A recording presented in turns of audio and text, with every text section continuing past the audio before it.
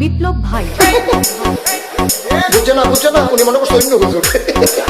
সিফা দিয়ে বইয়া থাকে ও বোয়ার তেলি হুইতালা নেই চিন্তা করে না বইয়া থাকে পরে কইতাস আরো কইতে আরো কিছু কথা লইয়া যান ভাই যাইতে যখন দুইটা কথা লইয়া যান মুরব্বী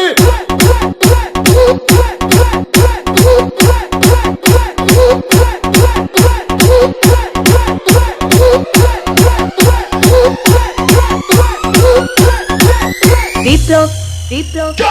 প্লিজ আমাকে ক্ষমা করে দাও প্লিজ কেরাম পড়ে ওরে কালকে ধরে নিয়ে আসেন ওরে দিচ্ছে আমি চিনি নাই প্লিজ আমরা তুল কোনটা এই জাম আরে এই জাম ওরে ধীরে দিছে আমি চিনি নাই প্লিজ দূরে দাঁড়া ওরে দাঁড়া